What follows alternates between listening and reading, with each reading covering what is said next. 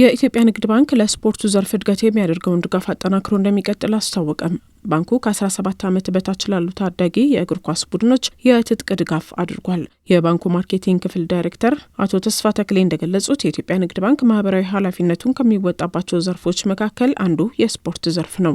ታዳጊዎችን መርዳት፣ መደገፍ አስፈላጊ ስለሆነ ለዛ ታስቦ ነው እየተደረገ ያለውና ማህበራዊ ኃላፊነቱን በብዙ መልኩ ነው የሚወጣው ባንካችን። ይሄ ከዛ ውስጥ በጣም ትንሹና አንዱ ነው ማለት ነው።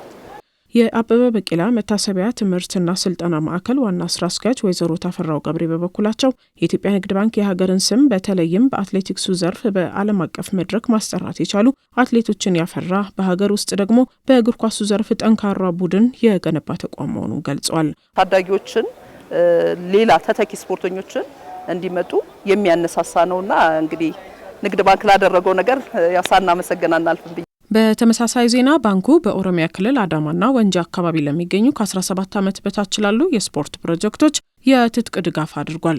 የኢትዮጵያ ንግድ ባንክ የምስራቅ ሪጅን ምክትል ፕሬዚደንት አቶ መሐመድ ከድሮ ስጦታውን ካበረከቱ በኋላ እንደገለጹት የኢትዮጵያ ንግድ ባንክ ስፖርቱን ለማሳደግ ከፍተኛ ውጪ በመመደብ ኢትዮጵያ ፕሪሚየር ሊግ የስያሜ ስፖንሰር በመሆን ታዳጊ ስፖርተኞችን በማበረታታትና ድጋፍ በማድረግ ማህበራዊ ኃላፊነቱን እየተወጣ እንደሚገኝ ገልጸዋል።